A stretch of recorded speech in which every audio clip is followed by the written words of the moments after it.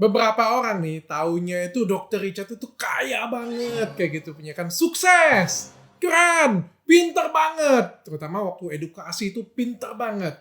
Tapi kalian tahu nggak sih, dulu waktu kecil saya itu tinggal di gubuk di rumah susun, dan juga saya pernah ranking 4 dari terakhir. Jadi ranking 28 dari 32 siswa. Kayak gimana ceritanya ya? Jadi kalian jangan lihat Dr. Richard yang sekarang aja. Yuk kita lihat siapa Dr. Richard yang sebentar. Ya, saya lahir dari keluarga yang tidak berada ya. Malah menurut saya itu di bawah garis kemiskinan gitu ya. Jadi saya tuh tinggal di rumah susun dulunya. Jadi rumah susun tuh di Palembang tuh kompleks di tengah kota. Tapi itu kompleks yang paling kumuh. Dan kalian tahu nggak kalau rumah susun itu ya ada berjejer ya. Saya itu ada yang paling jauh dari pinggir jalan. Jadi dari pinggir jalan tuh ada banyak rumah susun. Saya itu paling belakang. Dan rumah susun tuh ada 5 tingkatan. Saya itu paling atas. Jadi paling belakang, paling atas. Dan itu menunjukkan strata ya. Jadi paling depan tuh yang paling bagusnya, paling bawah itu yang lumayannya dari rumah susun ini tetap ya. Saya paling belakang dan paling atas. Dan itu ngontrak. Bukan punya saya sendiri ya. Jadi miskin banget. Menurut saya itu ya benar-benar susah ya. Untuk sekolah aja tuh susah banget. Tapi saya tuh beruntung. Orang tua saya tuh sayang banget dengan saya. Jadi saya tuh di sekolah yang terbaik. Dari SD, SMP, SMA. Dan mungkin karena agama saya Katolik. Ya, saya beruntung setiap kali masuk sekolah. Saya masuk sekolahnya Saverius. Orang tua saya itu selalu ngadep pastor di gereja. Ya, diminta pengurangan biaya. Dan kalian tahu nggak, setiap kali saya bayar uang sekolah, itu sebenarnya 10% dari orang lain bayar. Jadi murah banget. Ya saya beruntung, mungkin karena agama saya Katolik kayak gitu punya. Dan saya bukan orang pinter. Bayangin sudah miskin, bego pula. Jadi saya itu ranking 28 dari 32 siswa. Itu di SMP. Matematika saya 5. Semua rata-rata itu banyak yang merah. Banyak yang merah. Nilai saya itu paling tinggi itu 8. Dan itu pun cuma komputer cuma. Jadi nilai pas-pasan banget. Tapi semuanya itu berubah pada waktu saya masuk SMA. Jadi ini adalah titik balik kehidupan saya yang pertama. Jadi waktu saya SMA nih, saya masuk di SMA Saverius 1, itu salah satu sekolah terbaik juga di Palembang. Loh dok, kok bisa masuk salah satu sekolah terbaik ya? Kayak gitu saya bilang, pas-pasan, dan beruntungnya sekolah itu sebut adalah sekolah Katolik. Dan saya dibantu oleh agama saya. Saya masuk nih dengan pas-pasan. Nah, di sana saya ketemu dengan teman yang namanya Yudhistira Virgus. Ini yang mengubah jalan hidup saya juga. Jadi Yudhistira Virgus ini dan saya berteman dekat. Mulanya itu karena kami itu sama-sama naksir cewek dan sama-sama ditolak. Jadi ini persahabatan 2 orang yang sama-sama ditolak oleh satu cewek. Jadi kita berteman dan pertemanan kami ini agak sedikit aneh dari yang lain. Jadi kalau yang lain itu temenan biasa aja, kami ini temenannya akrab banget sampai orang bilang kayak homoan kayak gitu kan. Dan saling tanding, saling tantang-menantang. Jadi kayak Yudhistira Virgus itu sering nantang, Cat, ini aku punya soal nih, coba kau selesaikan kayak gitu punya. Nanti saya ngerjainnya pengennya secepat mungkin kayak gitu punya. Terus saya tantang balik Yudhis nanti. Dis, aku keluarin soal juga Dis, coba kau baca ini. Gitu. Jadi kami tanding terus satu sama lain. Jadi kayak autis gitu ya, berdua tuh kayak hidup berdua kayak gitu, tanding-tandingan siapa yang lebih hebat. Sampai suatu hari yang tidak saya sangka-sangka, kita kelas 1 di semester akhir, salah satu guru matematika saya nih bilang di depan kelas bahwa saya dan Yudhistira Virgus ini bukan murid saya lagi. Mudah-mudahan guru tersebut nonton video ini. Karena ini suatu momen yang membanggakan banget bagi saya. Kenapa? Dia bilang, karena mereka ini bukan murid saya lagi. Saya nggak bisa ngajarin dia lagi, katanya. Dari ulangan harian sampai ulangan umum, satu pun soal, saya tidak buat kesalahan. That was amazing. Ya saya tuh benar-benar, wow, gila ya. Saya tuh baru sadar sehebat itu saya. Pada waktu itu di bidang MIPA, matematika, fisika. Wow, itu mengerikan banget karena saya tuh bego banget dulunya. Dan kayak kami tuh lari berdua, kayak saya dengan Yudhistira Virgus nih, lari berdua. Dan begitu kami berhenti, kami menoleh ke belakang. Teman-teman kami itu jauh di belakang kami untuk mata pelajaran itu. Itu suatu anugerah yang luar biasa sekali bagi orang yang bisa dicap bodoh pada waktu SMP-nya. Dan kami berdua itu dites lagi di sekolah tersebut. Dan saya itu nomor 1 di matematika dan mewakili sekolah untuk perlombaan matematika, Olimpiade Matematika, sedangkan Yudhistira Virgus itu mewakili sekolah untuk Olimpiade Fisika. Jadi kami terbaik pada waktu itu di bidang masing-masing. Itu wow, itu benar-benar merubah jalan hidup saya banget. Orang tua saya itu bangga dengan saya yang tiba-tiba ikut lomba, cepat tepat, juara 1, juara ini, juara itu. Saya masih ingat pada waktu lomba cepat tepat pada waktu SMA ya. Begitu saya pencet bel, saya menang lomba itu. Guru, kan biasanya kalau lomba tuh ada yang SMP juga guru-gurunya ikut kayak gitu. Guru SMP saya di situ ngomong dengan teman-teman di sana, itu siapa ya? Kok nggak kelihatan bakatnya dari SMP? Itu SMP kita, Pak, katanya. Bayangkan, saking talent saya itu nggak ketangkep pada waktu SMP. Tapi nih, saya tuh mikir, waktu kelas 3 SMA saya mikir, si Yudhistira Virgus, si teman saya ini, dia mau ambil fisika karena dia cinta banget dengan fisika. Saya juga. Saya cinta banget dengan matematika. Tapi saya ini mikir, Yudhis mah enak anak orang kaya. Saya ini anak orang miskin. Rumah saya pada waktu itu kayu. Jadi kalian bayangin, rumah saya itu nggak ada pakai keramik. Semen biasa. Yang kipas angin aja itu masih berbagi. Kamar mandinya itu jongkok.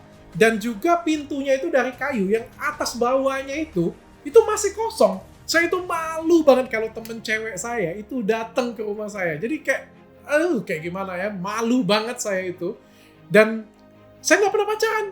Sampai detik saya lulus kuliah pun saya nggak pernah pacaran. Ya, gimana sih orang yang mau dengan saya? Udah miskin. Mana ada orang mau diajak jalan-jalan pakai angkot kan? Karena saya nggak punya apa-apa. Terus jelek juga kayak gitu punya ya. Pintar ya, mulai kelihatan bakat pada waktu SMA. Jadi saya putuskan saya mau jadi orang kaya. I want to be rich. Saya pengen kaya dan saya pikir mau jadi kaya itu adalah mau jadi dokter. Jadi waktu itu saya benar-benar pengen jadi dokter. Saya tulis nih, Richard pengen jadi dokter. Keluar nih, kan kalau misalnya SMA itu ada uji bakat kayak gitu punya. Jawab nih, nggak cocok jadi dokter, sialan nggak? Tapi kalau Richard kayak gituin, saya marah. Saya marah dengan hasilnya, dan saya justru malah ingin membuktikan diri bahwa saya cocok, pantas jadi dokter. Pada waktu itu saya ikut SPMB ya, tahu diri lah ya, sudah tahu miskin kan nggak mungkin masuk swasta kan. Jadi saya maunya masuk FKUI pada waktu itu ya. Waktu itu saya ikut ujian negeri, dan sebelum ada ujian negeri ini, waktu itu yang namanya SPMB, itu ada namanya tryout. Jadi ada ujian testing dulu lah kayak gitu punya.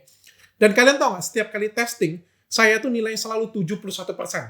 Sedangkan untuk masuk FKUI pada waktu itu adalah 61%. Jadi ya secara matematika kertasnya, saya yakin banget masuk FKUI pada waktu itu.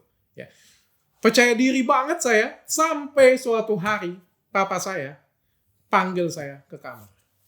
Dan di situ papa saya bilang, dia melarang saya untuk masuk ke dokter. Wah, kalian nggak tahu. Di situ saya nangis. Sumpah, saya nangis senangis-nangisnya. Dan itu yang terakhir kali kayaknya saya nangis. Setelah itu, saya nggak pernah nangis lagi. Saya sedih banget. Papa saya larang karena takut nggak bisa selesain kuliah saya. Karena takut nggak bisa biayain. Karena memang sekolah kedokteran itu image-nya itu benar-benar mahal banget. Dan saya sedih banget karena tuh cita-cita saya yang tinggal saya gapai aja kayak gitu punya. Yang saya nggak dikasih itu. Saya disuruh masuk manajemen di Palembang pada waktu itu. Saya nangis, saya mohon-mohon dengan papa saya. Dan akhirnya papa saya ngalah. Papa saya bilang, pada waktu itu papa saya pun nggak tahu kayak gimana cara datengin duit ya, sumpah. Dia bilang dengan saya pada waktu itu, boleh, tapi ada satu syarat. FK Unsri di Palembang, dia bilang. Karena kalau di Jakarta dia takut tidak bisa menyelesaikan kuliah saya. Ya udahlah, kayak pikir-pikir, daripada saya nggak jadi dokter kan, ya udahlah, saya buang impian saya untuk sekolah di UI pada waktu itu. Dan singkat cerita, pada waktu tes itu pilihan pertama saya, dan saya mengosongkan pilihan kedua saya, dan saya masuk FK Unsri. Dan kalian tahu nggak siapa yang paling bangga dengan saya ketika saya lulus kedokteran? Bapak saya. Kalian tahu setiap kali kenalin dengan teman-teman ya, dia selalu ngomong, anak aku nih, Richard, calon dokter gitu ya kan. Wah, itu benar-benar berarti banget bagi saya. Jadi papa saya itu benar-benar nggak bisa sekolahin saya aja. Takut anaknya nggak lulus, padahal dia tuh bangga banget kalau saya itu jadi dokter. Dan Waktu saya masuk kedokteran, itu kedokteran yang termurah sepanjang sejarah mungkin ya. Pada waktu itu Unsri itu, saya masuk 2003 FK Unsri. Dan pada waktu itu uang SPP-nya itu 240.000 per semester. Bayangkan, murah banget kan? Uang masuknya, uang pembangunnya pada waktu itu 20 juta kalau saya nggak salah. Dan pada waktu itu semua orang lain bayar cash. Tapi papa saya mencicil itu sepanjang 1 tahun. Dia ngadep ke rektor dan minta cicilan selama 1 tahun. Kalian bisa bayangkan. Jadi kalau ada yang bilang, "Dok, bohong dokter miskin kok bisa masuk ke kedokteran." Wah, dengan susah payah. Dan kalau kalian pengen tahu, sudah semurah itu pun harga untuk masuk ke kedokteran di Unsri, ya, saya pun harus berjuang mendapatkan beasiswa dan juga saya mengajar privat. Jadi saya ngajar privat anak-anak SD, SMP, SMA untuk menyelesaikan kuliah saya. Sampai detik saya selesai, saya masih orang miskin yang sama. Saya nggak punya rumah, saya nggak punya mobil, saya nggak punya motor, apapun saya nggak punya, masih kontrak. Cuma memang better daripada ya rumah susun sebelumnya. Tapi tetap ngontrak dan tetap miskin. So, waktu selesai jadi dokter, saya melamar pekerjaan. Jadi, tadi kan saya cerita ya, waktu 1 SMA itu merubah hidup saya banget. Nah, perjalanan hidup saya yang kedua, berubahnya itu di sini. Jadi, saya kerja di salah satu perusahaan besar, namanya itu Sinarmas Group. Jadi, Sinarmas Group di Palembang, itu adanya di Sungai Baung. Jadi, nggak di tengah kota nih. Adanya tuh 2 jam dan naik speedboat. Jadi, naik dari Sungai Musi, itu naik speedboat sekitar 2 jam sampai di kantor pusat. Jadi, seminggu tuh 5 hari di sana, 2 harinya libur di Palembang, kayak gitu punya. Saya masih ingat saya di situ digaji hanya untuk jadi dokter biasa. Dan saya terima pada waktu itu pekerjaan pertama saya terima. Nah, cuma di sini saya melihat ada sesuatu yang nggak beres. Kenapa? Saya digaji untuk jadi dokter biasa yang ngobatin pasien. Terus tapi saya lihat ini obat sama seperti permasalahan di puskes. Obatnya itu nggak lengkap. Antibiotiknya 1. Penahan sakitnya 1. Jadi kasar ngomongnya kayak gini. Sakit kepala obatnya paracetamol. Sakit tangan obatnya paracetamol. Sakit kaki obatnya paracetamol. Jadi ngapain harus ada dokter, saya pikir. Nggak usah repot-repot ada dokter. Ya kan kalau misalnya obatnya cuma itu, ya sudah aja perawat yang kasih. Jadi dokter ini nggak cukup. Cuma ada dokternya aja. Dokter itu juga butuh senjata. Butuh alat untuk meriksa. Dan butuh obat. Supaya kreativitas kami ini bisa berjalan. Tapi karena perusahaannya masih baru banget di bidang memperhatikan bidang kesehatan, so pada waktu itu saya protes. Saya katakan dengan pimpinan pada waktu itu. Saya bilang kayak gini, "Pak, terima kasih Bapak sudah hire saya, artinya Bapak sudah sayang banget dengan karyawan Bapak. Tapi please kasih saya senjata, karena tanpa senjata saya ini bukan apa-apa. At least Bapak kasih saya kemenyan lah," saya bilang. Supaya paling nggak saya bisa jampi-jampi. Wah, ketawa semuanya ruang meeting itu ya. Dan pada waktu itu, akhirnya pimpinan saya, mudah-mudahan beliau nonton video ini, karena dia salah satu yang merubah jalan hidup saya juga. Merubah pandangan saya juga, dan menjadikan saya seseorang juga. Jadi dia ngomong dengan saya, "Oke, kamu buat proposal," dia bilang. "Apa maunya kamu buat proposal." Oke, saya keluar, saya buat proposal. Lalu saya berpikir, kayak gimana kalau misalnya saya buat sesuatu. Ya, saya buat sesuatu, kan perusahaan kan punya asuransi. Kenapa kliniknya ini harus dibawa perusahaannya? Kayak gimana kalau kliniknya itu dikeluarin dari perusahaan, lalu kliniknya itu dapat pinjaman modal, and then semua yang berobat di sana, kita akan klaim ke asuransi. Toh, dia akan berputar sendiri. Jadi ada perusahaan di dalam perusahaan. Saya majukan itu kepada pimpinan, dan pimpinan menganggap ini ide yang luar biasa banget. Saya nggak tahu apa yang dipikiran dia pada waktu itu, tapi ini adalah ide yang brilian bagi beliau. Dan saya nggak tahu apa yang dipikiran beliau, sehingga akhirnya saya diikutkan lomba. Jadi di Sinarmas ini, bagi kalian semua yang kerja di Sinarmas pasti tahu banget. Mudah-mudahan pimpinan Sinarmas juga nonton, karena saya lulusan Sinarmas dulunya. Jadi di Sinarmas ini selalu ada perlombaan di Sinarmas. Jadi kayak diadu terus kayak gitu punya. Dan pada waktu itu saya diikutkan perlombaan besar di Palembang. Ya, di hotel besar. Pada waktu itu CEO datang, semua datang, pimpinan-pimpinan dari Jakarta datang. Saya masih ingat banget. Saya datang jam 8 pagi, saya bagian presentasi jam 7 malam. Dan pada waktu itu, keadaan perusahaan itu sedang tidak baik, sedang jelek, sehingga pada waktu itu CEO-nya Itu marah-marah banyak di sana. Jadi marah-marah ya wajar lah ya, presentasi manajer ya hasilnya kurang baik. Jadi dapat teguran, marah-marah. Nah akhirnya saya mendapatkan peluang presentasi jam 7 malam.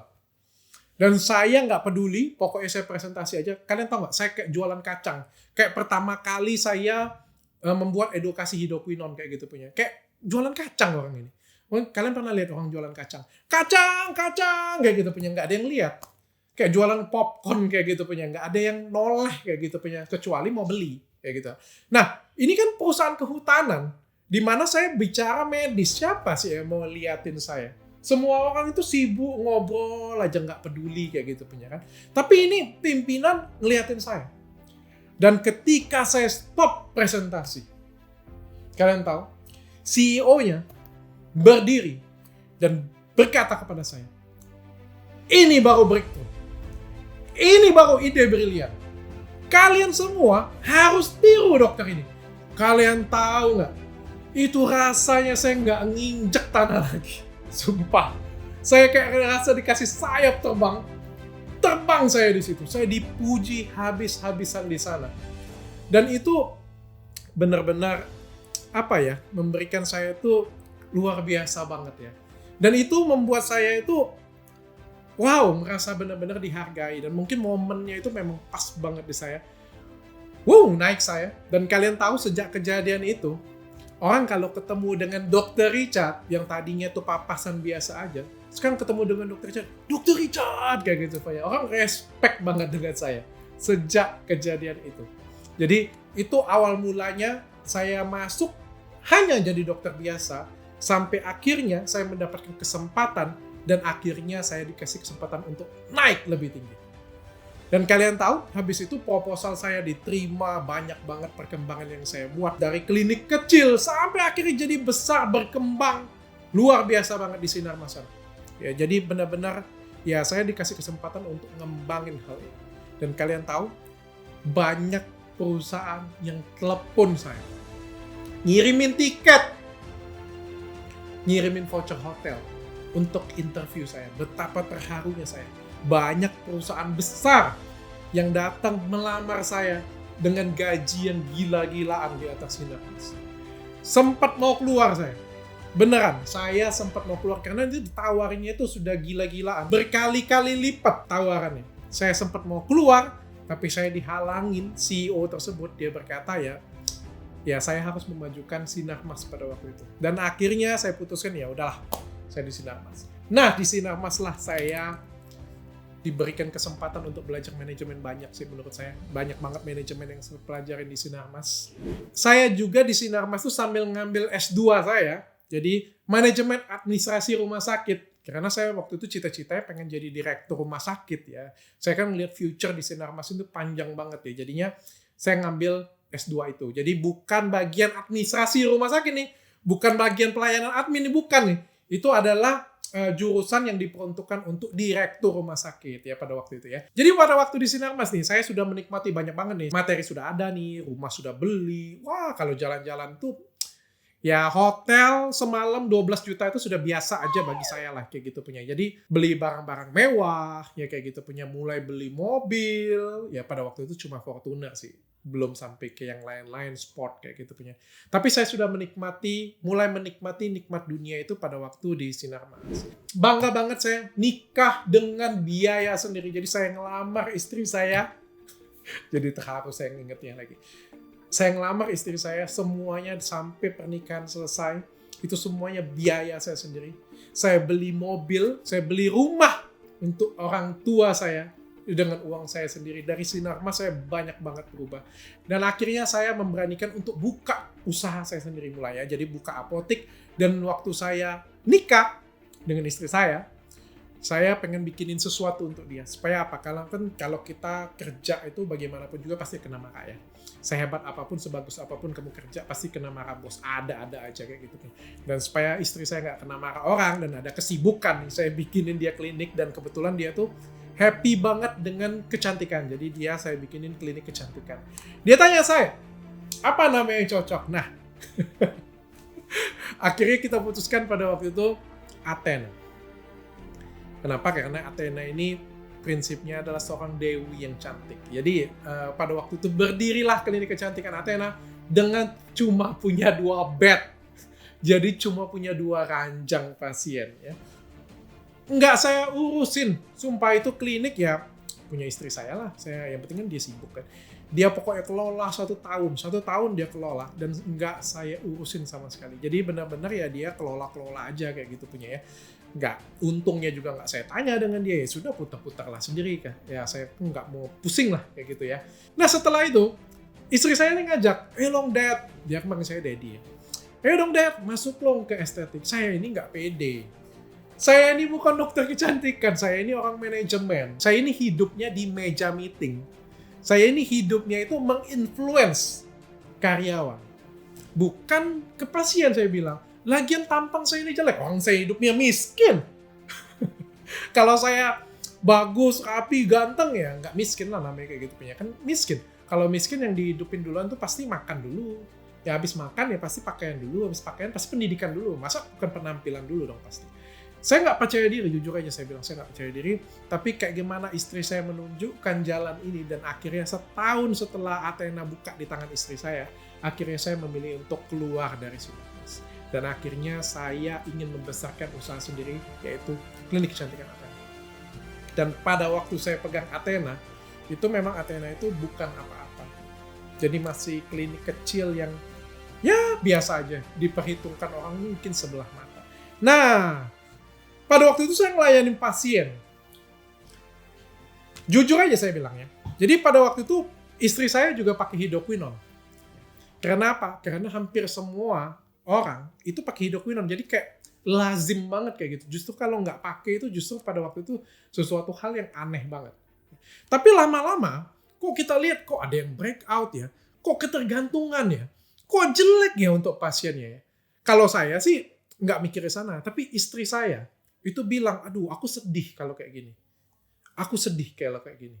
Kita tuker aja, dia bilang. Kalau saya ada di sana, justru saya bilang, naikin aja dosisnya. Nah ini pentingnya seorang pasangan. Jadi pasangan yang baik itu akan membuat kita itu jadi lebih baik. Ya saya orang brengsek. Saya bukan orang yang baik. Ya tapi saya beruntung dapat istri yang baik. Jadi istri saya pada waktu itu bilang, no, kita harus ubah. Ya, kita harus ubah. Kita harus ubah yang normal. Saya bilang, kalau bisa naikin aja, biar cepat. Saya bilang kan kayak gitu. Enggak, kita ubah. Waktu dia ubah, oh bener. Yang saya rasakan tuh pasien tuh thank you banget. Kayak kita tuh menyelamatkan dia kayak gitu punya. Kayak dianya itu dapat solusi dari semuanya ini. Yang tadinya ketergantungan, muter sana, muter sini, malah dikasih dosisnya tambah naik. Ketemu dengan saya tuh kayak ini solusinya. Dan itu dapat pencerahan banget saya bahwa wow ini justru menolong orang. Inilah definisi dokter yang sesungguhnya. Inilah menolong orang. Pelan tapi pasti omset kliniknya naik. Athena tambah besar. Kita melayani pasien juga dengan sepenuh hati. Nggak pakai hidroquinone, pakai bahan alami. Orang mulai menerima tapi lokal masih. Kayak lokal masih di Palembang doang. Aku ngomong dengan istriku. Aku bilang aku jajan aja. 1 bulan itu tinggi. Jadi kayak ya punya duit kan. Jadi kan ya jajan itu ya asal-asal aja. Aku bilang anggap aja lah aku jajan ini. Jajan aku adalah bayar kameramen. Daripada aku karaokean kan. Daripada aku minum-minum kan.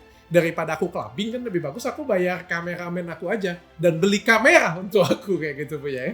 Jadi pada waktu itu kita nggak pernah mikir YouTube-nya kesegede ini nih. Jadi benar-benar kayak bikin konten edukasi, mau didengar ayo, nggak didengar sudah. Udah, just that, jalan aja pokoknya. Video pertama, woi puji Tuhan. Kalau penjelek-jelek kita 3.000 ya awal-awalnya. Pokoknya nggak pernah jelek-jelek banget, nggak pernah sampai 20, 30. Tapi memang nggak seperti sekarang nih, sampai ratusan ribu juta-jutaan. Jadi ini merintis dari nol. Merintis banget dari nol. Dan saya juga nggak nyangka, pelan-pelan edukasi mulai diterima. Klinik saya berkembang, saya juga mengimplementasikan semua ilmu saya di Sinarmas ke klinik kecantikan Athena. Saya bikin klinik kecantikan Athena ini dengan sistem, dengan manajemen, bukan klinik biasa. Dan hasilnya itu luar biasa banget, kalian tahu nggak? Dari klinik yang cuma punya 2 bed, sampai punya 26 bed di Palembang doang. buka di Medan, dan pulang dari Medan, saya bilang dengan istri saya kapok buka cabang karena capek. Tapi apa yang terjadi? Pasiennya rame banget. Pasiennya rame banget. Dan akhirnya buat saya itu, wow, saya akan buka cabang lagi. Saya buka di Jakarta, rame banget. Saya buka di Tangerang, rame juga. Saya buka di Lampung, antusiasnya luar biasa. Dan yang paling mengejutkan saya waktu saya buka di Makassar, bayangin, Makassar jauh itu. Hasilnya itu amazing banget. Dan sekarang Athena buka dimanapun, begitu saya buka hari pertamanya itu, 3 hari pertama ya terutama ya, 3 hari pertama, apalagi waktu saya datang pertama. Wow, itu apresiasi yang luar biasa bagi saya. Saya bangga banget lihat sesuatu yang saya buat dari kecil menjadi suatu raksasa seperti sekarang. Dan skincare-nya yang tadinya itu pakai hidroquinone nih dulunya nih, kita buat goddess skin dan sampai sebesar ini sampai sekarang, dan itu kita nggak nyangka banget. Saya masih ingat sekitar 4 tahun yang lalu pertama kali nyari bahannya di Eropa, dan kita mau sertifikasi di Eropa, ngeraciknya cari formula di Eropa, masih ingat banget, dan saya nggak nyangka akan jadi brand nasional seperti sekarang. Sekarang Athena itu ada 9 cabang. Dan kalau kalian lihat saya ya seperti sekarang. Saya nggak kekurangan apapun. Kalau materi saya nggak kekurangan apapun. Bukan saya sombong. Tapi karena konten saya bukan konten nyombong. Konten saya bukan konten pamer. Jadi saya nggak pernah pamerin secara langsung apa yang saya pakai. Apa yang saya kenakan. Mobil apa yang saya pakai. Rumah saya ada apa aja. Saya nggak pernah pamerin gitu. Karena menurut saya, satu-satunya yang dipamerin dalam hidup saya adalah ilmu. Karena saya ngerasa saya bisa ngajar. Dan saya akan tuangkan ini ke dalam YouTube saya. Dan saya akan buat masyarakat itu akan lebih melek edukasinya. Lebih terinspirasi. Dan cantik dengan cara yang benar. Dan menurut saya inilah jalan hidup saya. Dan saya akhirnya tahu untuk ini saya diciptakan oleh Tuhan. So, apalagi yang saya harapin sekarang? Wah, yang saya harapin sekarang, saya nggak, bukan saya munafik ya, saya nggak cari materi lagi, jujur aja. Saya nggak ngurusin klinik lagi sekarang. Saya sudah resign, saya sudah fokus di mentoring saja. Jadi saya cuma mentoring dokter-dokter saja dan buat konten untuk kalian semuanya. Jadi saya sudah nggak fokus lagi cari uang karena semuanya sudah by system sekarang ya. Jadi kalau kalian tanya apa lagi maunya saya sekarang, satu, saya pengen menginspirasi banyak orang, termasuk kalian semua yang dengerin saya. Ya. Yang kedua, saya pengen membuat Dr. Richard baru. Jadi kayak dokter, manajer, saya pengen buat mereka itu seperti saya. Saya pengen mereka itu sukses, tapi suksesnya itu dengan kerja keras, dengan passion, dengan gairah, dengan kreativitas. Bukan kayak asal dapet kayak gitu punya, saya nggak mau. Saya pengen mereka itu menjadi seperti saya. Dan saya bangga kalau orang lain itu menjadi seperti saya yang dari kecil sampai detik sekarang. Mudah-mudahan cerita saya ini menginspirasi kalian semuanya dan cukup buat kalian itu mengenal saya. Jadi saya bukan orang yang sempurna. Saya jauh dari sempurna. Mudah-mudahan kalian terinspirasi dengan cerita saya. Jadi ini bukan cerita nyombong, tapi cerita inspirasi untuk kalian. Saya berharap cerita saya ini menjadi suatu inspirasi juga bagi kalian, bagi anak-anak kalian, bagi cucu-cucu kalian semuanya. Bahwa lahir miskin itu gak jadi miskin tuanya. Kita bisa jadi kaya. Dan setelah kita kaya, yang paling penting adalah kita bisa bermanfaat bagi orang lain. Sampai ketemu lagi.